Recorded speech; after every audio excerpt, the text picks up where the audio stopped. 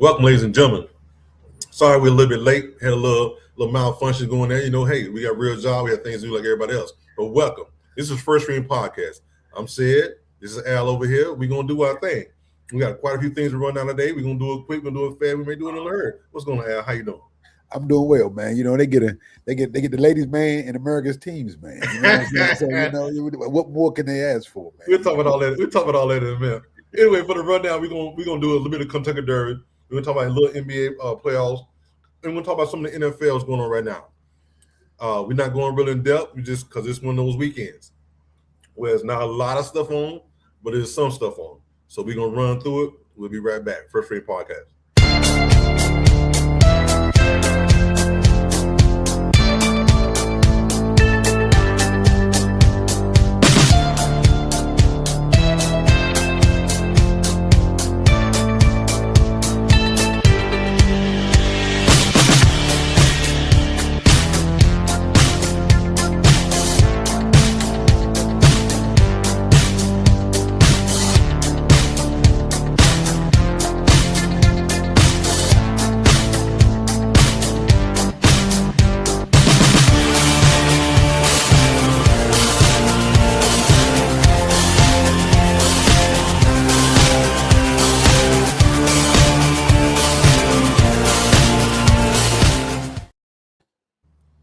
All right, big dog. Me and you back here doing our thing.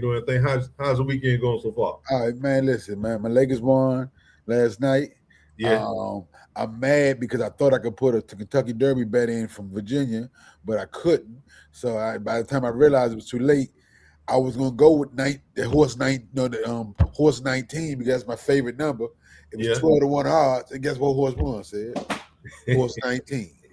So I don't know how to feel about that. I feel like I lost money because I didn't get a chance to bet money because I wouldn't have won my trifecta, but I would have won my win. So I don't know, man. Like I said, I'm blessed, man. We here, man. No complaints, but I feel like I lost a little bit of money, man. So right, I'm find a way to make that up. Right. Let me welcome who we got in the comments. So we're gonna have Bruce Wayne. He's one of our regulars, always here. Thank you for letting us know what's going on. One of the first topics we talk about is what Al said. We're talking about the Kentucky Derby. We and the horse that won called Golden Tempo. If I said that correctly, if I said it wrong, I'm sorry, but I think it's Golden Tempo. Golden Tempo made history. You know why I made history, Al? Yes, I do. The first woman trainer to ever win the Kentucky Derby, the second woman trainer to ever win a Triple Crown, to have trained a Triple Crown winner. Yes. Chereau, I think her name is Chereau. I think her last name is. Yeah. They real big, like I said, man. Golden Tempo. Is it Golden Tempo? I think it's Golden Tempo, something like that. Golden Tempo, I said that. It's Golden Tempo. Yeah. What I do with the results? Did you see the where that horse came back? The horse was second and last for over half the race. Yes, it had a last minute pull straight. Yes, and the horse that came in second was jockeyed by the brother who was on Golden Tempo, Renegade. So the brothers went 1-2.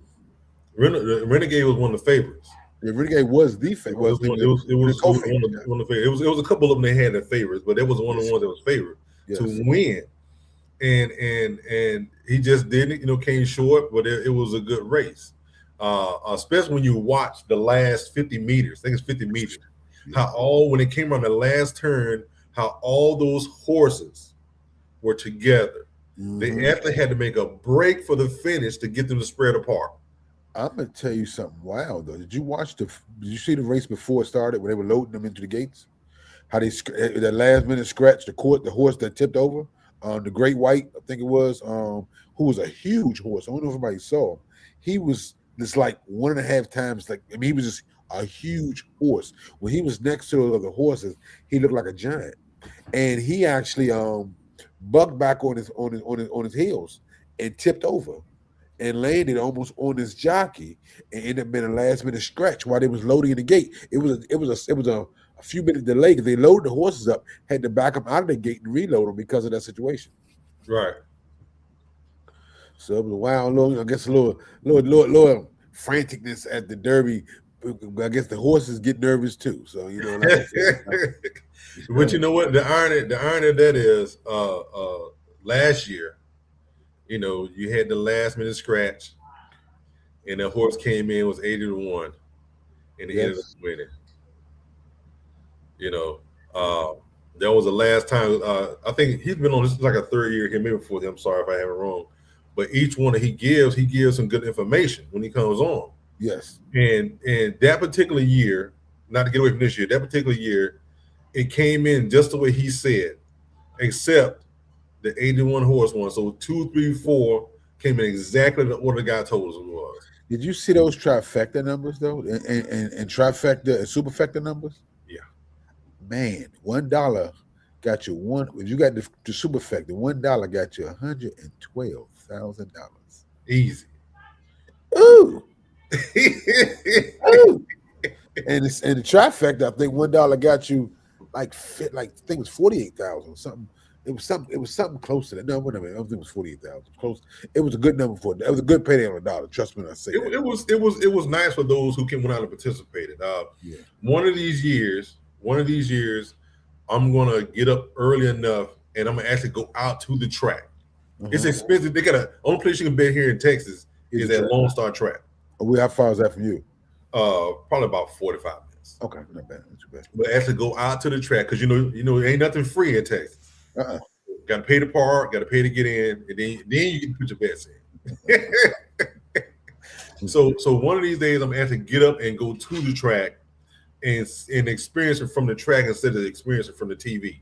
One day, I'm with you on that. Said one day if I get some money and can and get well off a little bit better off, I'm gonna go become a Derby participant and go to the actual Kentucky Derby. Man, I heard it's a great time all weekend. Drinking and eating and hobnobbing with all the ritzy. I'm gonna find me some rich friends. Hang out with down there and go down to the old Commonwealth of Kentucky. I know that's right. I lost some rich friends.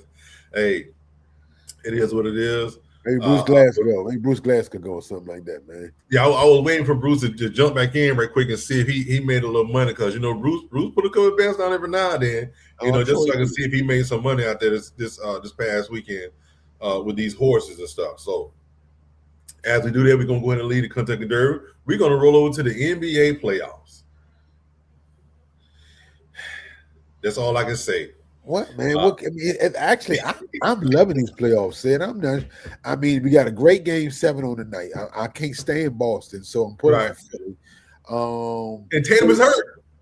And Tatum is hurt. I think it's more on the side of caution because that's what I was afraid of. Also, I was thinking about that when they talked about he injured his right leg and he had tore his left Achilles.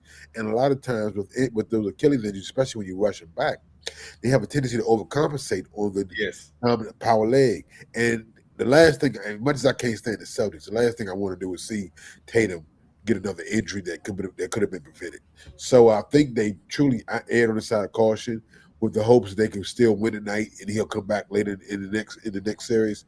I don't think it's anything season ending, but it's just a matter, like I said, I think they win the err on the side of caution, which I applaud them for putting his health ahead of potential winning the game. So yeah, because normally they won't do that. It is what it is. We need you out there playing, and it just goes from there. Right now I think it's halftime. Yes, halftime, and Philly is up 55-50. Yep. At halftime, it's going to be a really good game. It's going down to the end. Now, let's talk about some of these teams. That's who you like tomorrow? Who you like tomorrow's game? Who's been ejected from the playoffs? And on their way to Cancun. Oh, so we got the boat is full, baby. The boat is full. the booze cruise is full. So it's full of some Houston Rockets. And KD is leading the charge over there. You said KD. Yeah, KD's leading the charge of the booze cruise headed to Cancun. Of course, we got Portland. They've been there. Who else is going? Throw the Hawks in there. The Hawks. Oh, they pulled up. No, take that back. The Hawks don't even get to go to Cancun. They they got to go like the. I don't know. Where do you sit them? Man? You might sit them like Hilton Head or something. They don't even get to go on no good vacation, man. this Yeah, they, you about is 50, to man. Miami. They need to stay stateside I thought because they I said went out something there Hilton Head or something, and man. they let them pull that another little plugs what they had in the bottom of the boat to help They keep need to the go. motor afloat. They need to I'm about stay in to pull Atlanta their and shoot. plug. They need to stay in Atlanta and practice because you get beat. They were down as much as 64 points in that game. The NBA game, a closeout game, said. It was at halftime. But I'm gonna tell you something too. I don't know if anybody in the chat had a chance to see the game last night. That performance in the second half by Orlando was utterly pathetic. I think they scored 18 points in the whole second half. 19. Wow. I'm sorry, 19 points in the whole. They were up 18 at half and scored 19 in the entire second half. Wow. That I don't know how. I don't know if that's coaching, if that's playing. I don't know what was said at halftime. Yeah. Maybe the game was over. Maybe they called it. Maybe they had. I have no clue what they did, but they had a potential chance to close out at home the number one seed, and to only score 19 points in the second half is utterly pathetic. That's what I'm saying. And that's what made the NBA playoffs so interesting because it's unpredictable. Definitely. Because how you got to close out game at home on you sleeping in your home bed, you playing on home rims. You're up. You 18. come out and no show at the house. But said I don't even know if you can call that a no show. Said I don't know what I mean. Give me Chad. Help me out. What do you call only scoring 19 points in 24 minutes of an NBA game when you were up 18 and you only scored 19 points in the second half? That's what we call a no show. Because the last 60 to 42 said, and the final score they had 79 points. Hold on, I just thought about something. The last no show I saw like that, Houston. CP3 and Harden. They had Harden. I mean, CP3 gets hurt. Golden State had no answer for CP3. They need Harden to be Harden of old. They come out and put up 40. They needed 40 from Harden. And he was passing the ball and he disappeared. He wouldn't shoot. At home. Maybe he wouldn't shoot. And that's what I'm saying. It just the irony. He was at home, sleeping in his own bed, playing on home rims. No show. If you know Harden, like I know closeout game. Said if you know Harden, like I know Harden, you don't know what bed he was sleeping in the night before. He was no partying, man. He might have woke up in one of them strip clubs down Houston and one of them friends of the show bed. So he might not have been in his bed. He's notorious for partying, especially out of town and in town. So that's what I'm saying. But like you said, it's disappointing. It's disappointing and it's hard to see that happen for a team to go up that way, be in position to win, and then they disappear.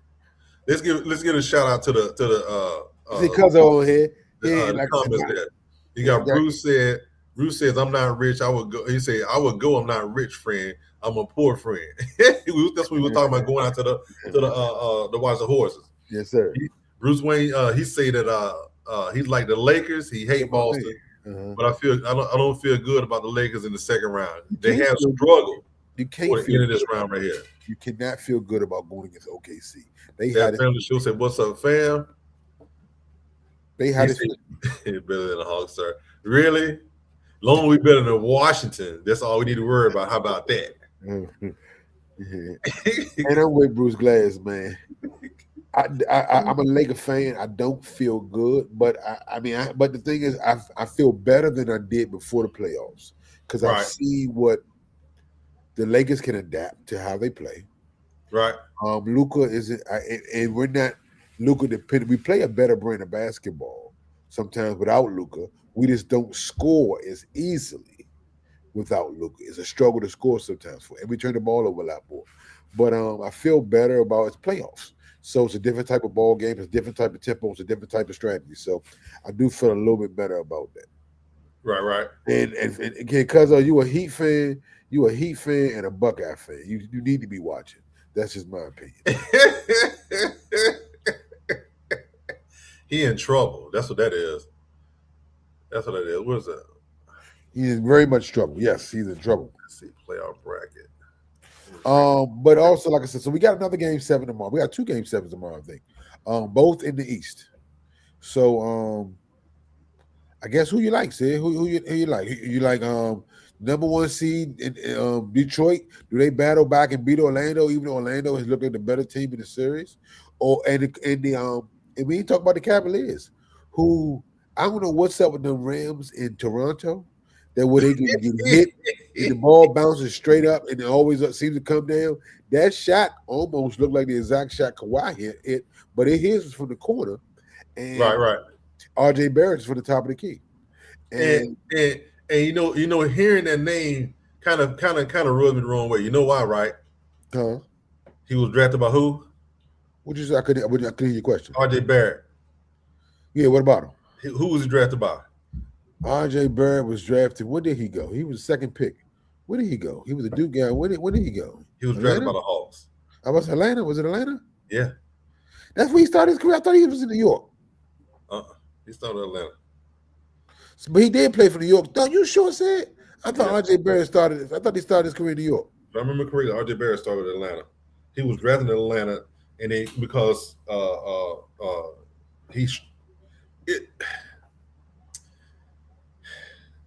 it's the ice trade effect. That's the best way. Oh man, why you gonna blame Murray?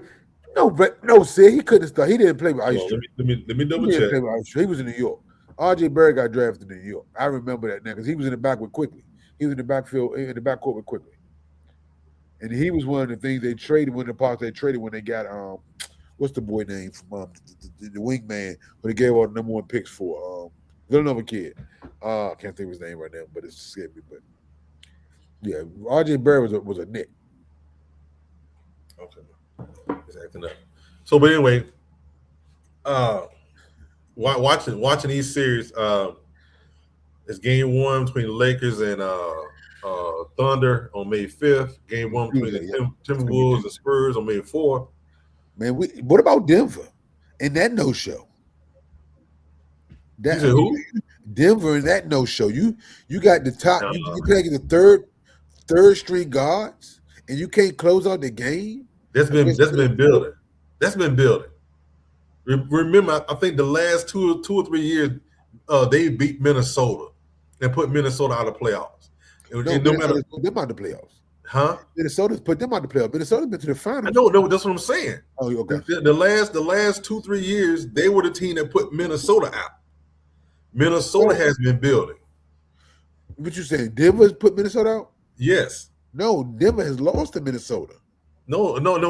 This year they did. I'm talking about previous years. The previous years, Minnesota was in the championship. Remember, they were in the Western Conference Championship 2 years in a row. And they lost to who? OKC. OKC last year and the year before that? The year before that, they lost to... I think Denver won the year before that. Huh? Now, Denver won it. Denver is 3 years removed from a championship. And OKC has put them out the last 2 years in the second round and the first round. And that's why OKC's a bad Minnesota's a bad matchup for OKC. They put them out the last 3 years since their championship. Yeah, that's a bad matchup. Oh, what is that? Okay. But Minnesota's been building. Minnesota's going to be a tough out. Not for the Spurs. They ain't got no guards. Eh? They got 4 guards out. You can't have those 4 guards out against San Antonio. Not with that barrage of guards they're going to come playing out with. They got Dylan Harper, Castle, Cassell. They got a nice. They're gonna run guards at you, and a couple guys that are missing off the bench. So I think that series, at worst, is a gentleman's sweep. Most likely, it's gonna be a sweep. Oh, Spurs will sweep them. You think it's gonna be a sweep? You think? If no Ant, DiVincenzo out, and the other man, listen, they ain't got no guards. They ain't got no bodies, man. Denver matchup is good, but I answer The guards ain't the stars of the game. No way. The guards are they just dishing the ball but back and forth to the to the. they give you 35, 40 points a game. And who's gonna give you the scoring for Minnesota? Rudy Gobert? I want to see that matchup against the old French guard and the young French guard, but the good thing, what I'm saying, is the French connection in it. But I mean, but Rudy, while he was a problem for Joker, I mean, it's a different animal playing Wimby because he can take you to. I mean, he's quicker. Yeah. He can do more with the ball, and He's slimmer. he'll put it on your head. See, the problem, Jokic won't put it on your head. Like 7'10", 7'6", 7'9". 7'5", 7'6", and but moving like a god, and will put it on your head. Rudy is a different monster. Even though some, but the good thing is, I know Rudy's familiar with him because he's played with him with the French national team and has seen the kid grow up. So, and I think he's like a mentor to him, coming out, being a French guy who's been in the league for several years. So, it should be a good series, but it'll be a good series that's over in 4 to 5 games. Okay, that's better than you. At least you changed it from a sweep. I said a gentleman sweep. That was a 5 so, hey, you changed it from a sweep, so I can deal with that since you changed it from a sweep. Okay. I said maybe not a sweep. So 5 games total. Give me Piston Magic. Give me Magic to choke down the way because they lost the game and should have won. Give me Pistons to win that series. Okay, I like that. I do like that. I think Detroit. But only thing about Detroit, they can't score either, man. They are hard watch too, man. If Cade Cunningham isn't running the show, man, they are hard watch as well. So we'll see, man. But I do think there'll be a better matchup. But I think either way, they'll better matchup. I don't believe Toronto is going to have. I don't think Toronto is going to have enough guns. They better beat Cleveland. I like Cleveland to move on in that game 7 because they honestly should have won yesterday's game. But like I said, RJ Barry hit the shot late. It was a big time shot. That's why you play the game. So I take that from him. And like I said, but I think coming back at home, Cleveland should be able to take care of that game in Cleveland. Okay, for sure. I lost my spot. That's the only 2 games we got. All the other series are settled, right? Yeah, the Cleveland and Toronto.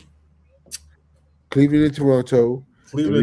That's the other game 7. That's it. Detroit and Orlando. Yeah, it's all the other series are settled, correct? Yeah, everybody else is 7. Except for the game 1. Everybody else is game 1 because the Knicks is waiting on the winner of the Celtics. The Celtics 6 games on night, and the Sixers are up 63-52 in the third quarter. 9:39 left in the third. I like so it's really hurting them not to have Tatum in the game for him to play to put up the points that they need right now.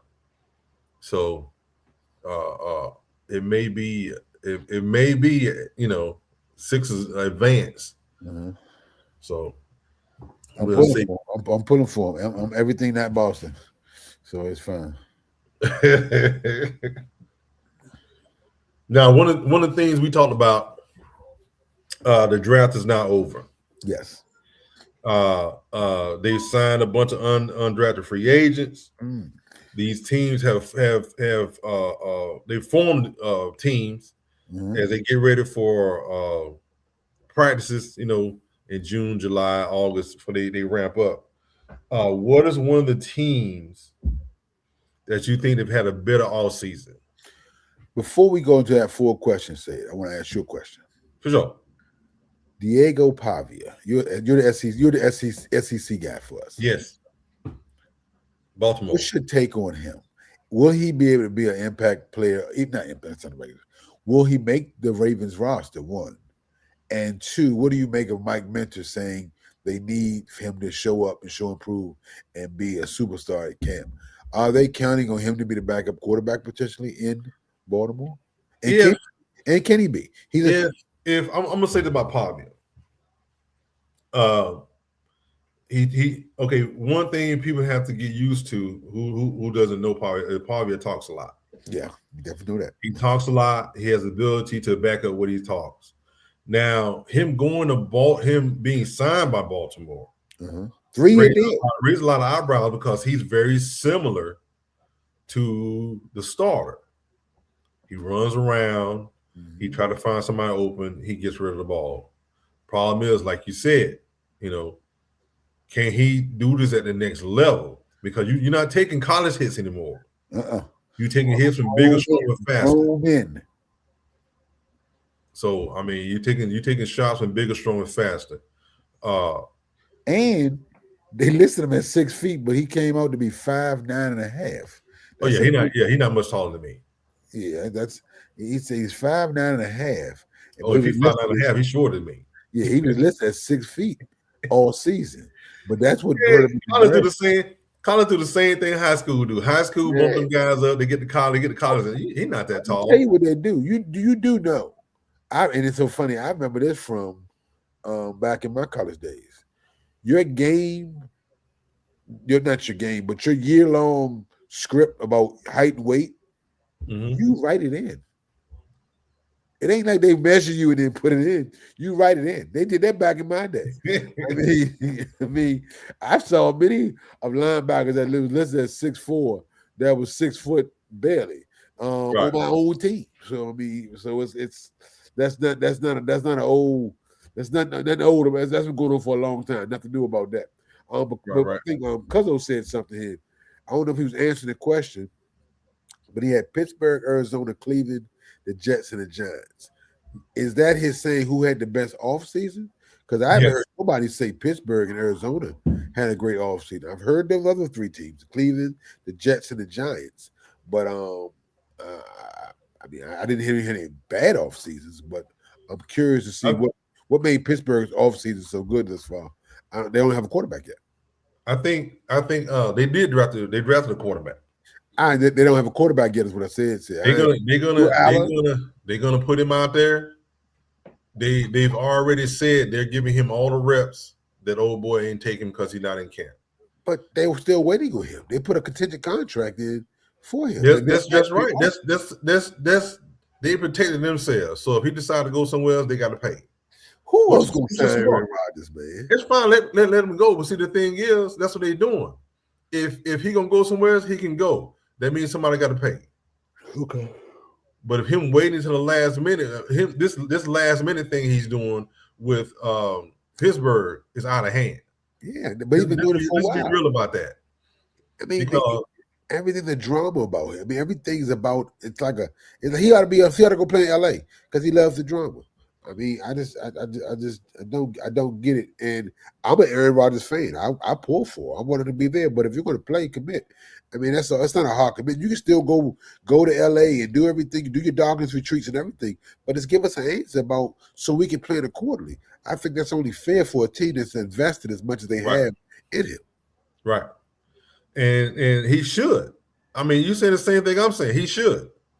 He should already have said, yeah, I'm gonna be there. I need a little bit more time off before I come into and do you know And they would oblige. I'm sure they would. oh, of course, because I mean he Aaron Rodgers, you know, but at this point they're trying to move on with this new quarterback to see if he's worth the money, worth the draft capital they use to pick him, and giving him all the time, giving him all the reps, and see if he comes to speed. So Did I you see? wouldn't be surprised if that young dude went all into preseason playing. Well, he was a first last year before the season or 2 years ago. He's projected as the number one pick. I mean, as a first round pick. Let me say it that way, as a first round pick. So he has talent, but I watch. I mean, I followed Penn State for the last couple of years. He just makes head scratching throws and decisions that just don't make Yep. sense in a college game. So I mean, Yeah. he definitely has talent. He's a big kid, 6'4", 6'4.5", 230 pounds, big kid, has the physique, but I don't know if he has the mental. And in NFL, that's the biggest part. It's not about how big, strong, and fast you are in the quarterback position. It's about do you have it between the ears, and can you make the True. right throw and make the right decisions. So Now I would say Dallas, um, thank you, America's team, man.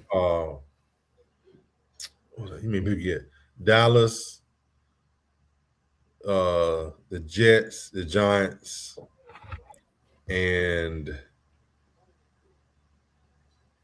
Philly drafted pretty good. I gotta give Philly credit. I didn't really. I mean, Makai Lemon, they traded a couple guys. I mean, they had a good you said off season, so you got to choose In Tampa. draft and free agent moves. In Tampa. Okay. I would say Dallas, the Giants, the Jets, and Tampa, because Tampa, it's picks that fell to Tampa that should not have fallen to Tampa, and they promptly scooped them Getting up. Baines, getting Baines was a hell of a luck up. You know what I'm saying? He was Yeah, a top 10 pick, falling to 15. I yeah, mean, fell right in their lap. But and not just Florida that, State. they improved on stuff that they needed. You know, Bain was just the icing. They didn't fall Oh, them so early. yeah, and you fall into a defensive coach that knows how to use young defensive Yep. players. You know what I'm saying? So you definitely. Yeah.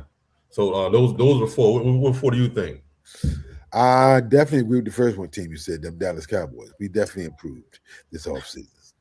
Um, I like the Jets picks, but the Jets always pick good. So I won't get and Cleveland. They pick great players, but it doesn't produce wins because they don't have a quarterback. I think your offseason is determined part not by just who you pick up, but also who you have. And the biggest thing is that when you so to say you to truly say you have a good offseason, you has to produce on in the following season. So I do like what Dallas did. I like what New York did. They filled a lot of holes within our division, so I'll remove my bias. Um,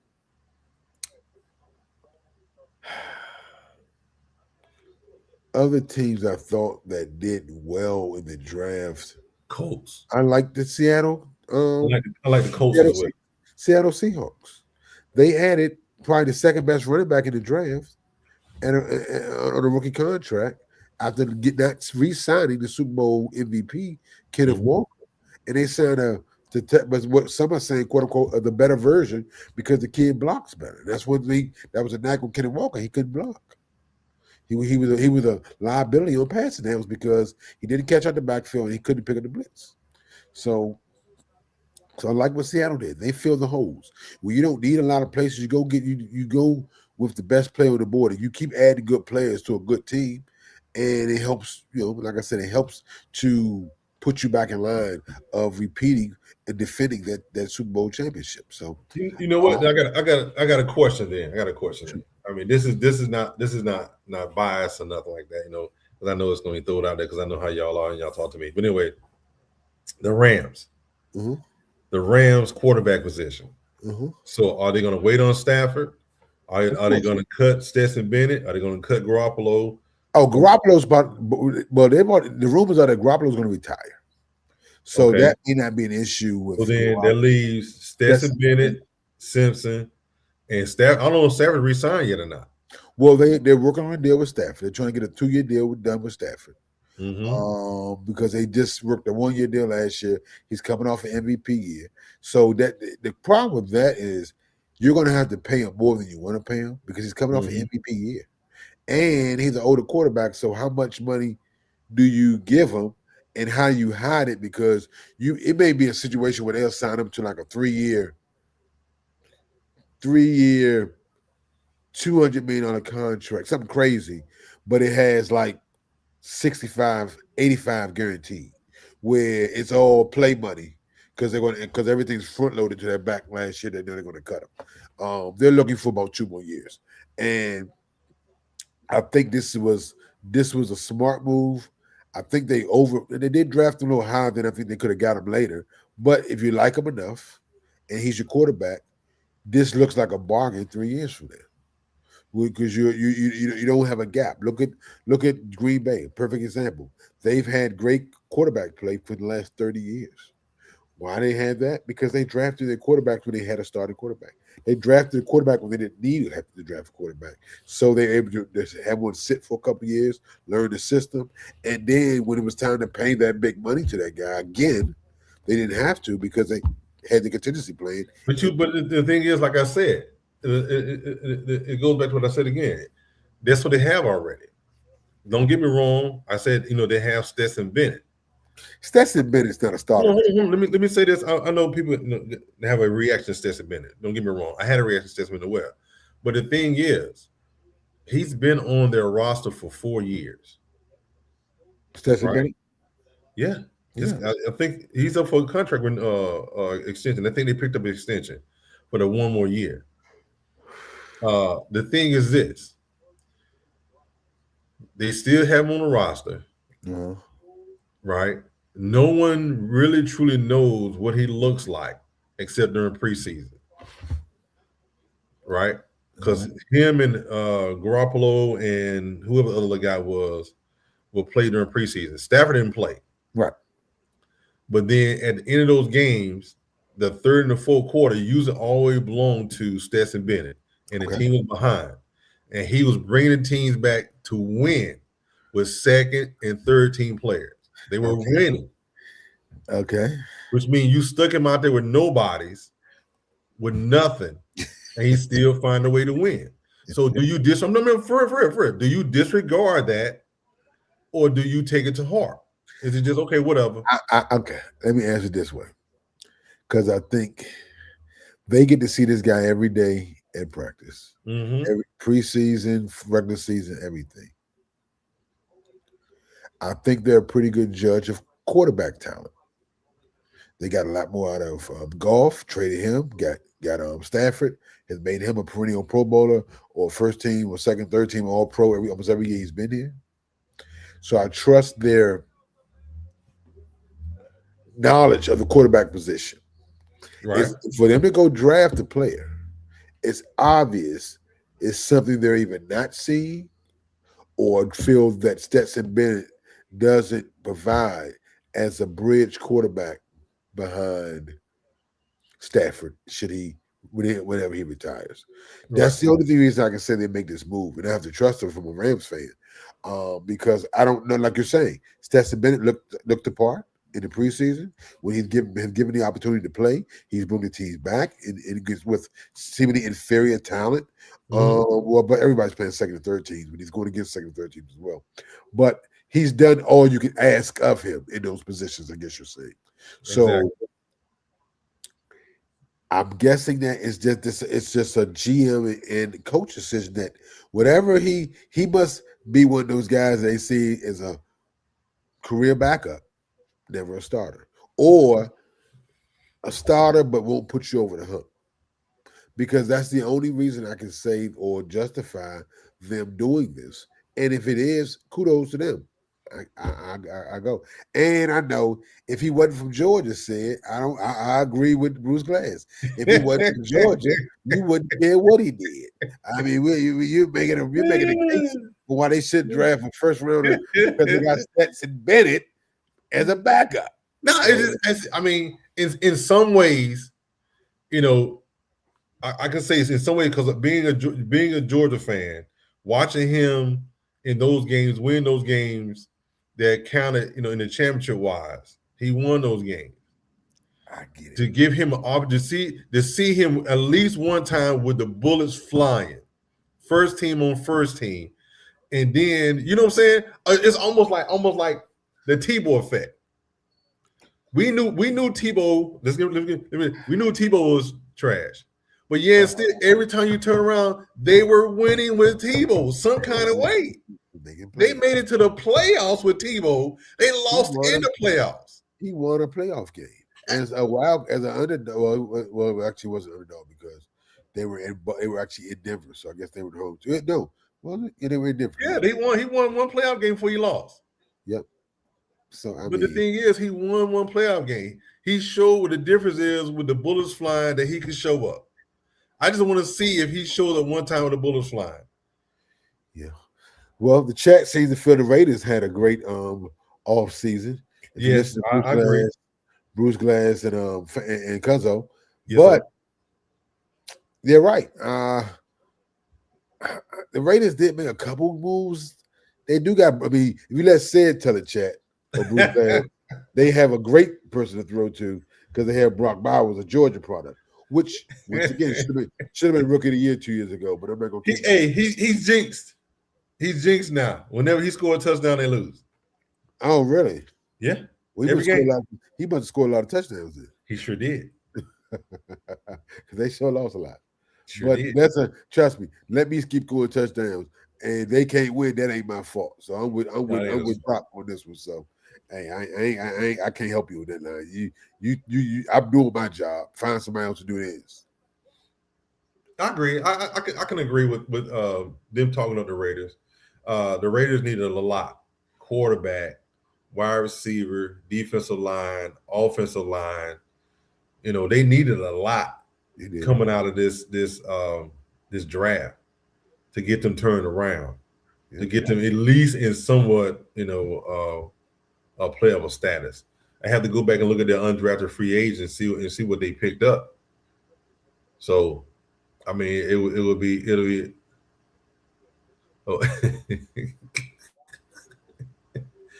and see what he's doing. What they're doing, backhand. Because what I can say for sure is, in Atlanta, it wasn't a perfect draft, but it was a good draft. Well, it's hard to judge Atlanta's draft because you all gave up a lot of your early picks for last year. They come back and get your edge rushers. So my thing is with you all, what is Stefanski gonna do? I know you're not a fan of him.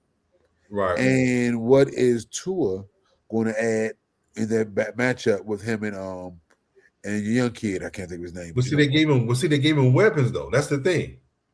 You got weapons and you got wide receivers. Right. They drafted a slot gangster. You still got Drake London. There you go with this Georgia player. He ain't no slot gangster. He is Zachariah Branch. I'm telling you. Listen to what I'm telling you now, Al. Make sure you draft him in your fantasy draft this year. The dude is amazing. I watched the kid. You cannot discount him. USC and at Georgia. I know who you're talking about. The dude he ain't got no good game yet. So Tua had I think up to last year, I'm not sure about last year, I had to check, had one of the fastest releases in the NFL. It was Tua. He got to get rid of it fast. He can't throw long. So with that being said, him being able to get the ball out to them quickly and get the ball in their hands and give them a chance to make moves, it's going to be interesting to see how the offense works. I haven't seen any of the offense from Stefanski yet, but that's going to be interesting. That's for the question I got. Go ahead. Was Tua's quick release or quick throw offense more of McDaniel's offense or because of his skill set? I think it was his skill set. I think that McDaniels had to, because a lot of his throws with Miami was timing. Okay. They were timing throws. So it's almost if the first read wasn't there, go to the second read real quick and let it go. It's Stefanski's a big play action guy. He's at West Coast that kept from almost like that.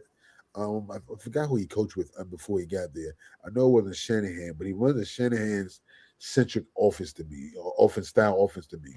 Well, heavy on the run game, heavy on the play action, and a lot of motion with crossing patterns. That's like I said. I mean, he was a two-time offensive coach of the year. Two-time NFL coach of the year. True. Oh Lord, what we got here, man. Good evening, everyone. Good evening, everyone. Over there. How y'all doing out there? Hey, I just had to stop by to say hello. Hello. Hello. Happy birthday. Thank you. Happy birthday. Thanks, guys. You all continue to enjoy and make sure Pick pays for everything. Okay. Why would you say that? That's what you're supposed to do. Well, kick me out, say it. Bye.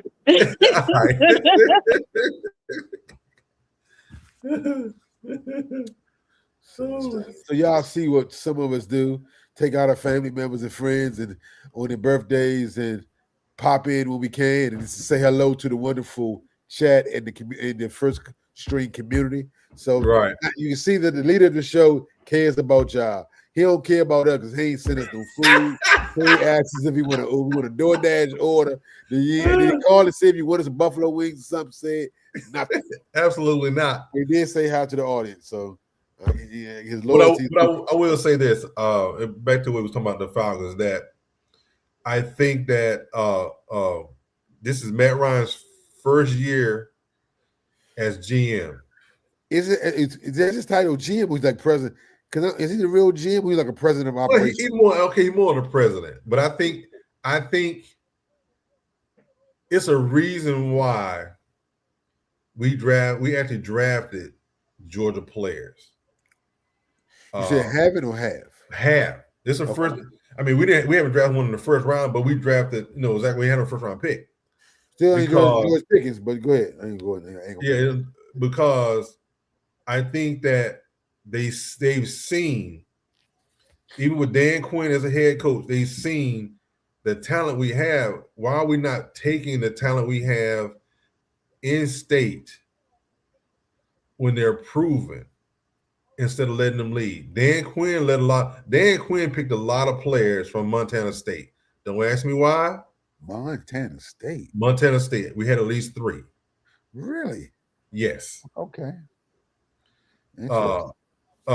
So I think they made a conscious effort to keep more Falcon fans engaged. Well, it's right there in your backyard. I mean, Flowering Branch is where they practice. Well, like I said, it ain't far from Athens. 75 miles. Yeah, But the thing is, they weren't doing it.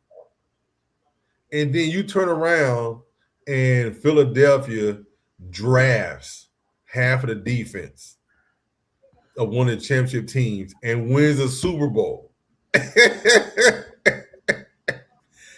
And they win a Super Bowl. Well, Georgia has a good lineage of players. I mean, You know what you're getting there. You know the Kirby is going to be a tough guy, work hard. They got excellent facilities. They've been paying their players for so many years. They're already professional, and they know how to do it. I'm just saying, Sid. They've been paying.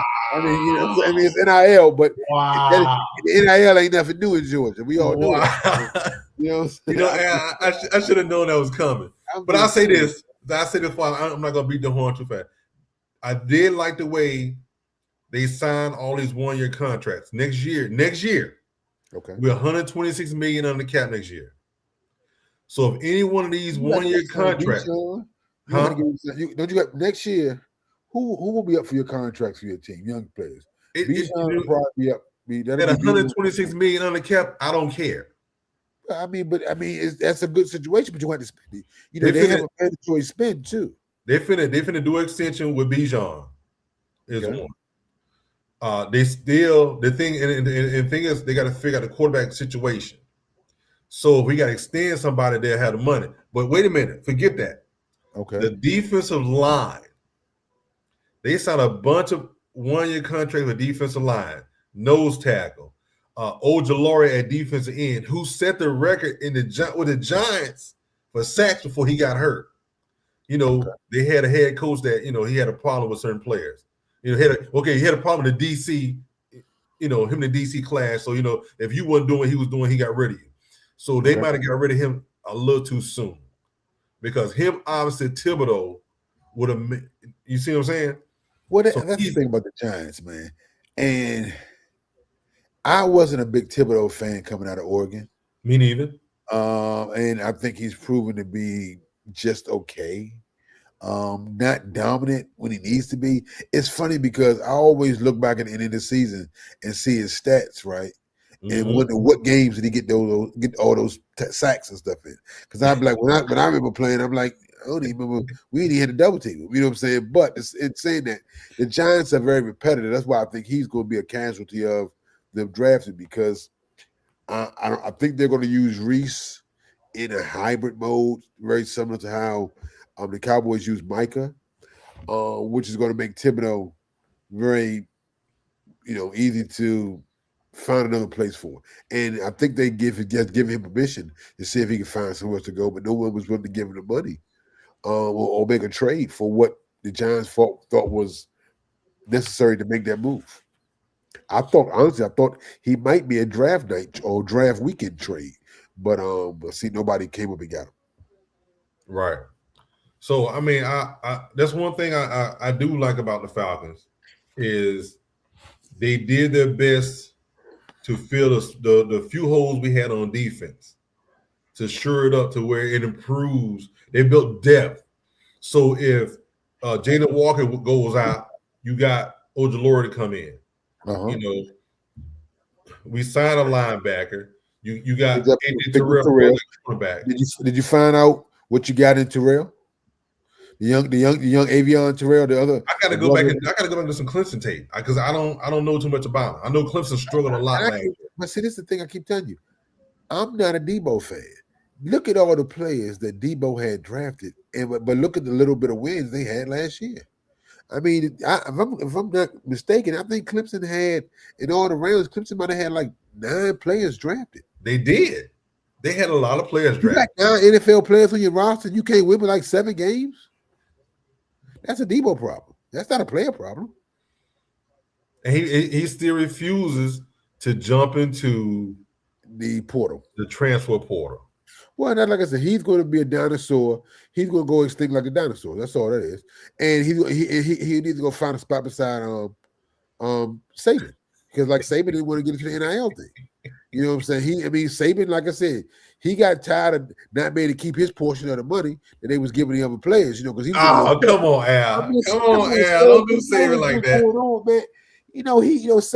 I tell you, Alabama players had agents. His name was Saban. He got to cut everything they got and more. Come on, man. They was getting paid. You know, come on, Georgia. You know how they work there. They said, you know how we work. You ain't new, man. You SEC guy. You know, you know what? NIL did this start 3 years ago. We're gonna have to get with management, and we need to do an NIL show. Straight NIL, no football, no basketball, straight NIL between college players going to the NFL, college players going to. I got one question for you. Then college basketball. Now, are you all gonna open the book to show how long y'all been doing NIL, or you just want to go with NIL? NIL just been official legally, because y'all been doing it so long. Y'all can give us a class, a master class on NIL. I mean, Georgia been doing it for like 30, 40 years. Master class. I'm just saying. So, and you gonna do the official NIL or the real NIL has been going? I mean, that's what I want to know. So I can know what textbooks to bring. You know, that's all I want to know. That's all. That's all I want to know. We're gonna get with management. We're gonna figure that out. We're gonna figure it out. Wait a minute. Before we leave, let's talk about these Dallas Cowboys. Okay, what you want to know? My bad. Had a. Anyway, Jordan Pickens. Phew. Jordan Pickens finally signed his. I'm gonna give you time out for a second. I'm gonna give you a 5-second time out for that. All right, I'm back. Jordan Pickens finally signed. He finally signed his deal. It shows you how much he will be a Cowboy. Huh? It shows you how much he wants to be a Cowboy. It shows you signing that tender. Said, please don't trade me. He want to get paid. He want to get paid, but he better get paid in Dallas. It don't make a difference he doing the Cowboys or not. He want to get paid. Anyway, we're not just talking about Jordan. He'll get paid. He'll get $27 million next year. Part of it. Let's talk about y'all draft. Okay, break it down for me. Well, like I said, we got a potential Hall of Fame. We got hopefully the next Ed Reed and Caleb Downs. We got a solid linebacker, and we got an edge rusher in the first round. We got 2 players who I feel of need and for depth and quality players. You got to look at the whole totality of what we've done with the Micah trade. We've got Quentin Griffin. We've got Walker. We got what's the other kid we got from Green Bay? The other did Gary, Sean Gary. Then we've added to that edge rush in our second first round pick. We've added several guys in the secondary through free Durant. We've got Caleb Downs. We got Overshown coming back. My biggest thing is we got pieces now. What is Christian Parker, our new defensive coordinator? What is he going to do as a first-year D coordinator to make this unit dynamic? That's my only question. What is he going to do to make this unit dynamic? And that's what we got to do, because this unit can be dynamic. And did you know that I heard a stat the other day that was amazing to me? That Dallas defense gave him a big play on 1 out of every 6 plays on defense. And a big play being a play of 25 yards or more. You can't make it in the NFL long. Every 6 plays, you get up 25 plus yards. So we got to cut down on the big plays, and we got to be more disciplined, and we got to stop the run and figure out. And I need Bland to play like the All-Pro quarterback he got paid to be. We got rid of the headache in Trayvon Diggs, so we don't have to deal with that drama. So I mean, like I said, we're going to see, man. So, definitely see. And then I will say this though, I like y'all defensive coaching staff. Oh, I mean, all black defensive coach. I'm surprised Jerry let that happen in the plantation, but that's a whole other story. That's a story. I mean, he ain't gonna get no black head coach, but you can be a coordinator now. I might got fined. Well, I'll say I agree with you. I liked a couple of y'all picks y'all got. A couple of guys that fell to you guys.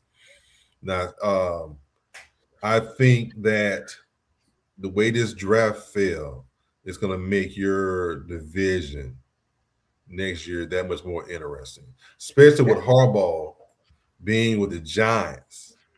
That's what people aren't talking about. I think, man, enough. I think a settling force at head coach, man. This is the one thing for sure, two things for certain. If you get the right head coach and the right quarterback, you win in the NFL. Period. True. Now, when he was in Baltimore, he was the right coach and he had a good quarterback. And they won a lot. They didn't go to the big game, but they won consistently. And I think the Giants would sign up if the next 10 years is for the Giants is like the last 10 years for the Ravens. The Giants would sign up, give him an extension right now from Harbaugh. And I think he walks into our division, the NFC East, as the best coach in the division. Second to Sirianni. I mean, I got to give Sirianni his props. Been to 2 Super Bowls. Won one. Should have won both, actually. So I think Sirianni the second best coach. 1A, and then behind that, I think it's like a 2A. I don't think Schottenheimer has been shown enough to say that he will be third or the last in that position, only because he's only had 1 year to prove it. Dan Quinn, I think his track record is kind of he has to break upon the trends that he's showing. Success early and then tailing off late, like he did in Atlanta. Went to the Super Bowl early, went to the NFC Championship game. Whoa. Don't bring us in that. What I'm saying is his trend as a head coach, not you all, but that's how he trends. He starts off hot early, and then he cools off and becomes very mediocre the years after. Yes. So, I mean, like I say, well, I'll give him the nod over Schottenheimer right now. I want to see more. I don't think Schottenheimer, dealing with what he had to deal with, I don't think he had a bad year last year. We had a great with the 6th best offense. We have a good one, and if Dak stays healthy, we'll be fine.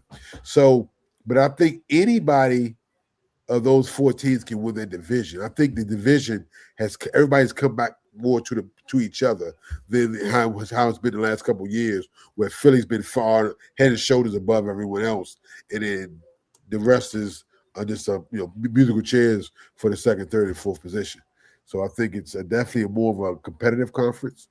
I don't think we're as good of a conference as a division as the NFC North. So in saying that, you're gonna have to win early to get yourself, because I don't think it's only gonna be one in the top 2 playoff teams out of our division. So if like I said, but I think everybody's gonna be in that same muck of fighting. It's probably gonna look, the division's gonna probably look a lot like you all's division last year. It's gonna be better, but very competitive, where you got 3 teams within a game of each other fighting for that 1 seed. Yeah, it was funny because the last game was against Tampa. Was it Carolina? I'm sorry, I blinked on it. Whichever, I think Carolina, Tampa. Well, whichever team won made it, and whichever team lost. Yeah, well, actually, last year it was Atlanta made it interesting because they would have beat they made it so that Carolina got in by beating Tampa Bay. By beating Tampa Bay. That's what it was, yeah. Yes. And then it didn't make a difference what they did. And then, of course, New Orleans ended up losing to Carolina. But Carolina, even though they both had the same record, all three of those teams of 8-9, being Atlanta, Tampa, and Carolina won on the tiebreaker factor. Yeah. And I think that could be very similar how the NFC East plays out this year. I don't think everybody be under 500, but I think it'll be a game separates like a game or two will separate the 1 through the 4 position. For sure. What's you talking about fighting words for to Bruce? Bruce, say what you want to say, Bruce. 28-3. Oh, he talking to you. Oh. I know he was talking to me. That's why I say them fighting words. Oh, you said that. I'm sorry. Yeah. I'm sorry. That's a Dan Quinn special. He'll never be forgetting for that. Man, I'll never understand it. He kept throwing that ball. Hey, man, Shanahan kept throwing that ball. Kept throwing the ball. Run the rock. No. But anyway, that's thank you guys for joining us today. Thank you guys for being plugged in, coming in, checking us out. Like and subscribe. Hit that button. Come on back. Bring some friends with you because it only gets better. It's the off season right now. We're still talking about draft. We got the NBA playoffs. We'll talk more NBA playoffs on Tuesday when we come in. Just get ready. Come in, holler at us, sit back, get a few laughs in. What you got, Al? What more can you ask for? I mean, Lady A gonna have some tea for us on Tuesday. Yes, sir. It was Saturday night. 2 great-looking guys like ourselves took the time out to talk to you all and come on your screen. So you got the ladies' man to my left, and then America's man, America's team's man, right here. Everything Cowboys. What more can you ask for on a Saturday? Oh wow, really? Okay, I'm gonna let that one slide. I'm just saying. I'll let that one slide. Well, thank you guys for joining us. We'll catch y'all on Tuesday. Take Go care. Dogs. How about them?